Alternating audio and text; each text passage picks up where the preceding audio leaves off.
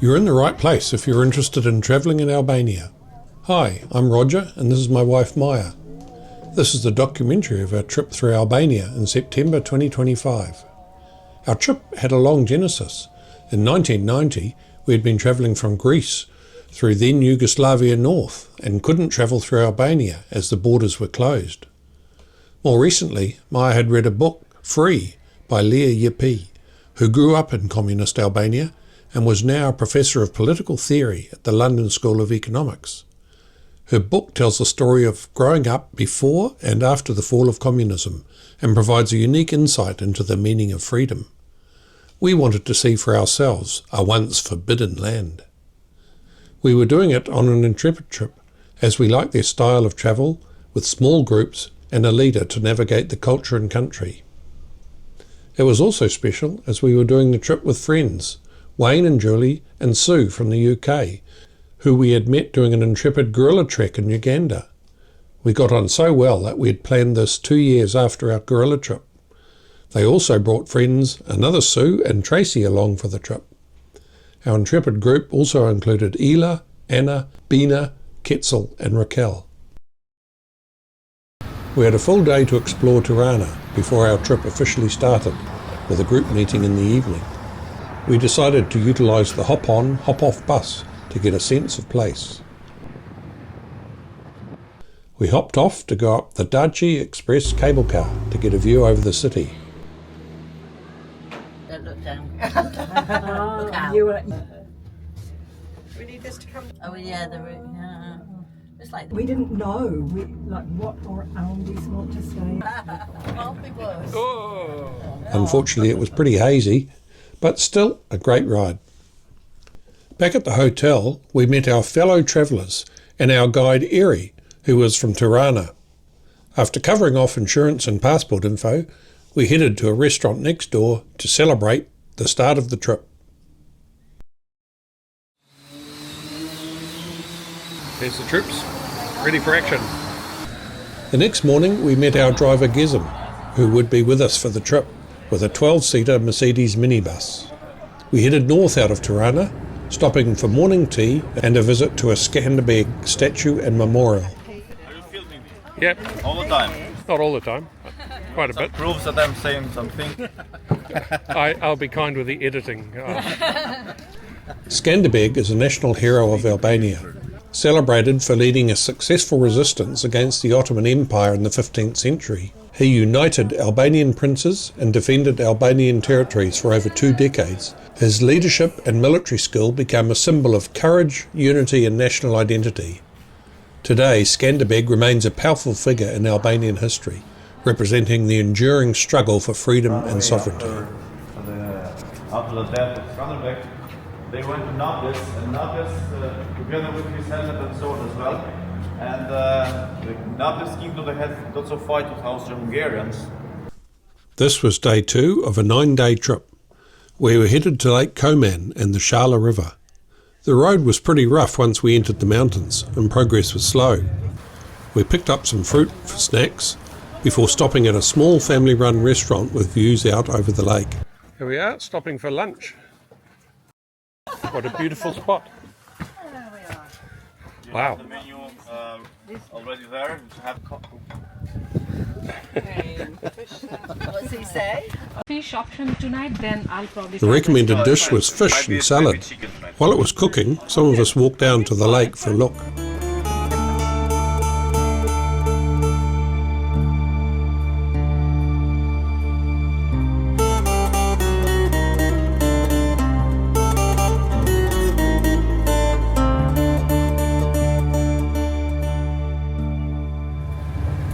Back on the road, it wasn't too long before we reached the end of the road at a dam. A quick sort of what we need for the next 24 hours. Eri said we should only take what we need for 2 nights, so we took some small bags, leaving our luggage behind with the driver. We had to trek through the dam tunnel to get to our boat. Quite a lot of boats, so obviously a popular tourist option.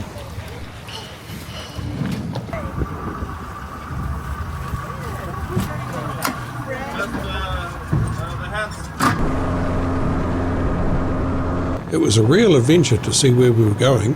with a beautiful ride along the lake.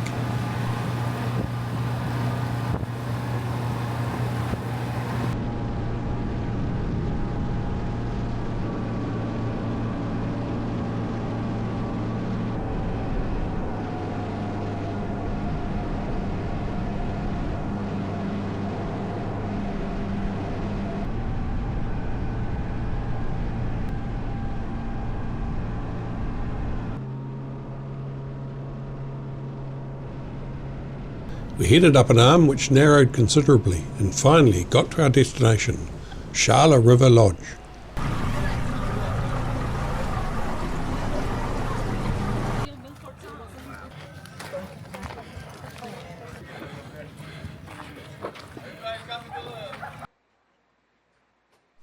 After finding our rooms, we crossed the footbridge to a bar above the river for a nice wind down.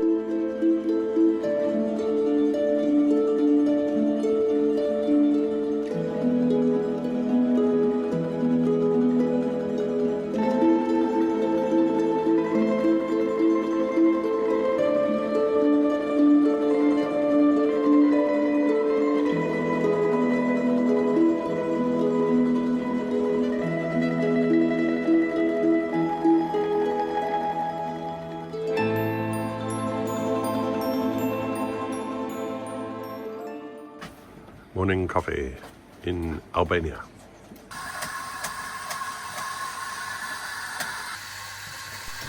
Today's activity was a walk to an abandoned mountain village. We all took sticks to help with the steep, uneven terrain.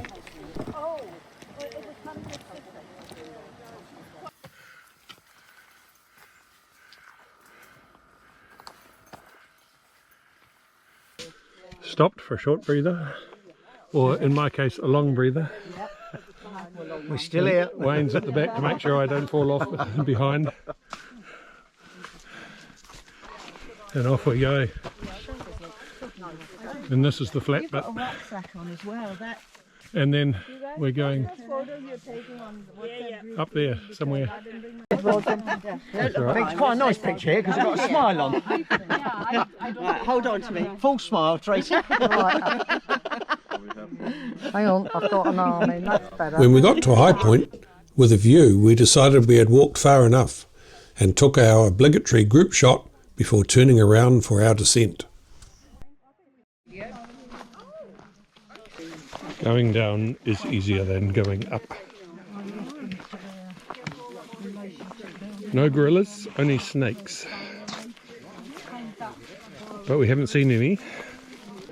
The last steep part over smooth rock. Slippery stone.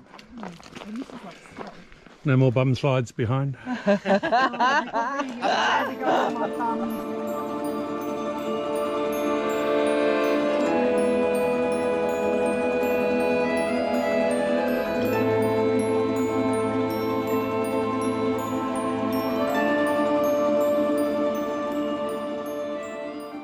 Early morning, getting ready to head back. Just getting our last coffee and people arriving with bags.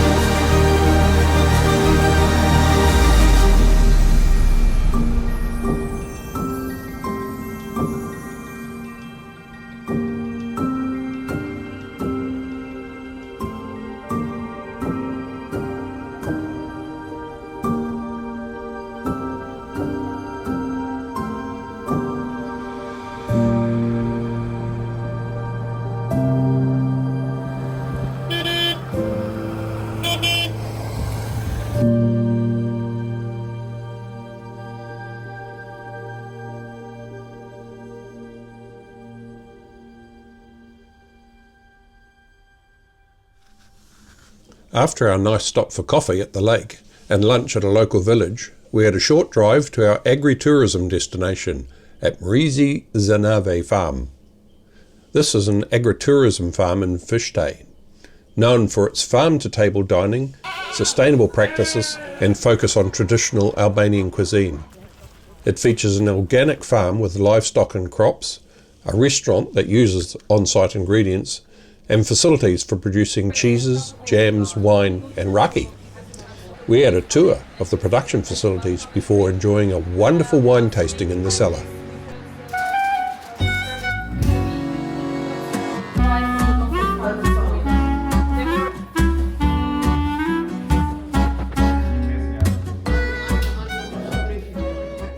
Very common in Albania, it's Albanian variety.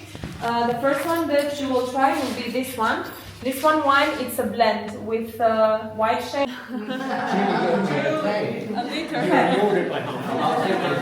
Plum raki. We also make it with a small red fruit that we saw upstairs, this one, the Cornelian cherry. But still, the raki can also mix with different flavors. So.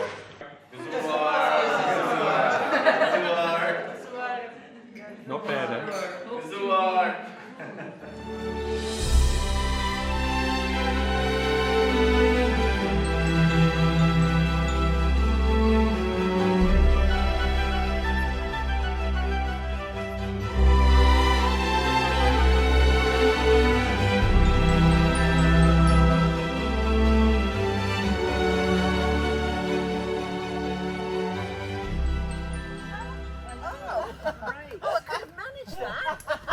The next morning we headed south towards a national park, stopping in the coastal town of Durrës on the way.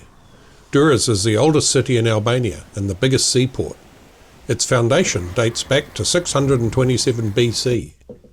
We had a short walking tour of the remains of the Roman amphitheatre of Emperor Hadrian on a hot, balmy day, before a walk down the main shopping street and a quick walk along the waterfront.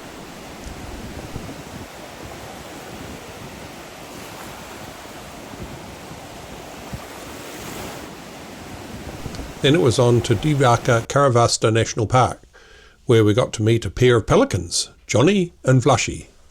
Johnny can't fly after an accident damaged his wing and relies on park staff to feed him.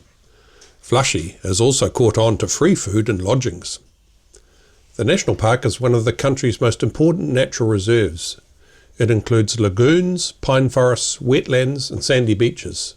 The Karavasta Lagoon is the largest in Albania and a crucial habitat for the endangered Dalmatian pelican. We climbed a tower to get views out over the park, before driving a short distance to book into our hotel, aptly named the Pelican Hotel. It was mid-afternoon, so we had time for a nice walk out to the coast, past local fishermen doing their thing in the shallow waterway.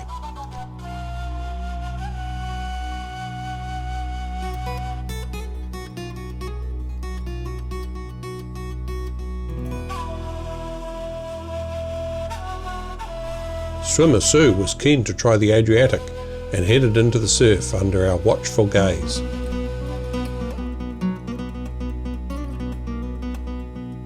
The evening light made for a wonderful atmosphere, especially for a local wedding.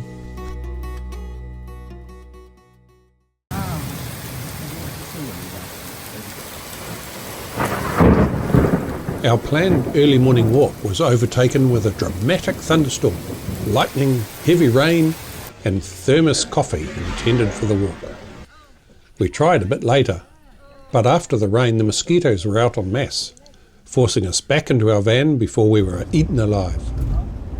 We drove to a nearby village of Babunye to meet a local family who hosted us for a demonstration of their craft skills, which we participated in making clay ornaments, carving and enjoying raki and having our fortune told through our coffee cup remains. Very difficult character. I know. Oh, then it will come out easily. Inside.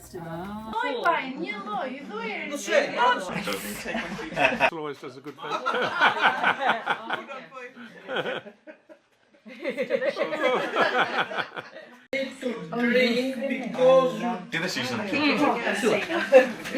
The study with I work this Oh, you made it. Oh, you made it. Wow. Very good. Then a wonderful lunch with great laughter as their daughter translated for her mother about going away to university to study archaeology, with differing translations when it came to any reference to boyfriends.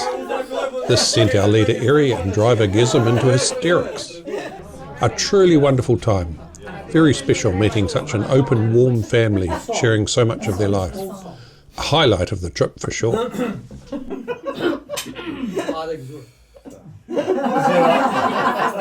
Song finish. Emotions. Yes, emotions. Ja bace o me portokale hyne da lino dy sorkade ja bace o me portokale hyne da lino dy sorkade dil mojno ne dil se kush por na vjen po na vjen bandili, zemrat na I rëmben. Dil mojna me di, zil se kush po vjen, po na vjen bandili, zemrat na I rëmben. Faleminderit.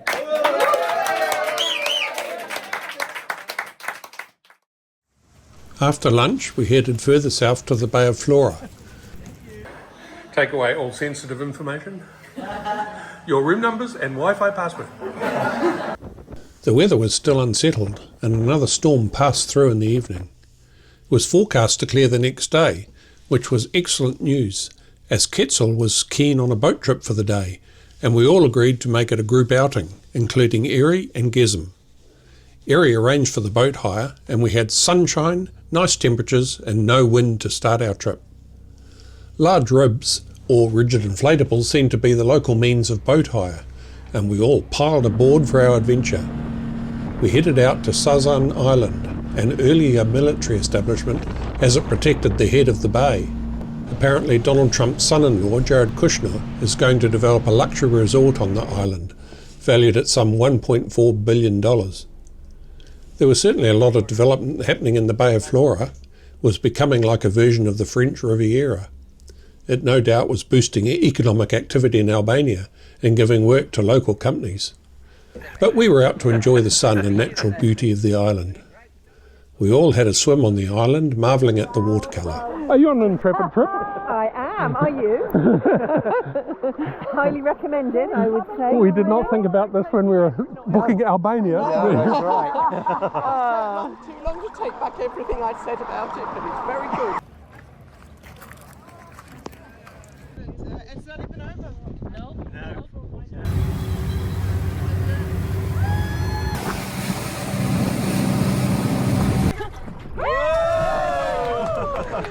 More swimming off the boat with the 360 camera getting a turn underwater.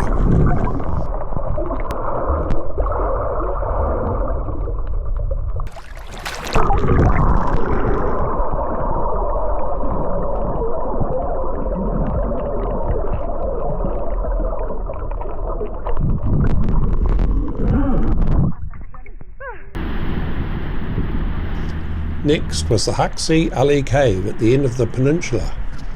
Quite an amazing spot.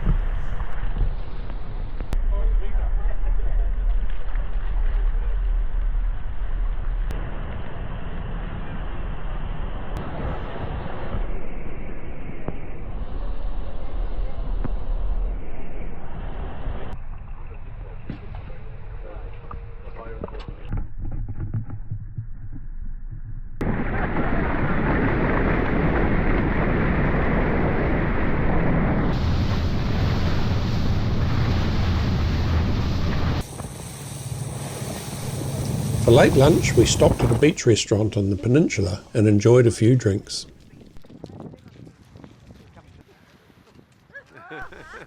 From the sea to the land, total change with an evening walk to a local farm and Trajos, an abandoned village.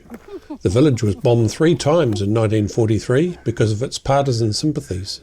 The destruction was so complete that the entire village was deserted and has remained abandoned ever since. It was a beautiful evening and we enjoyed a lovely farm meal with sunset views out over the Bay of Vlora. Sunflower for sunset, capturing the beauty.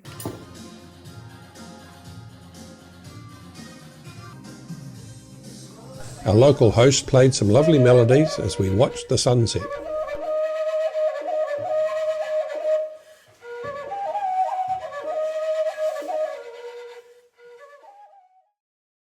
All too soon it was our last day. On our return journey to Tirana, we visited the beautiful city of Berat, located on the Osum River. It's famous for its white Ottoman houses, steep cobblestone streets, and of course the castle on its hilltop, which still houses residents.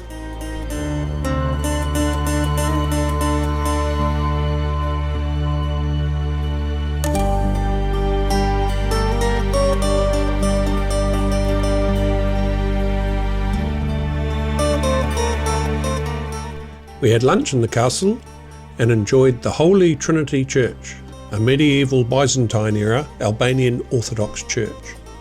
The internal frescoes still had colour.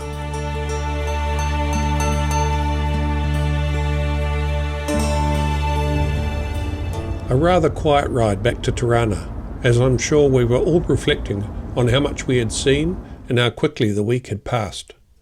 Our group was special in that we did almost all of the activities together and greatly enjoyed each other's company.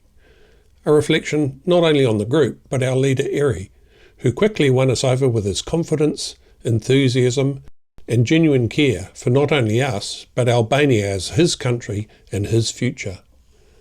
A final farewell dinner at Oda Garden Restaurant was the perfect finale.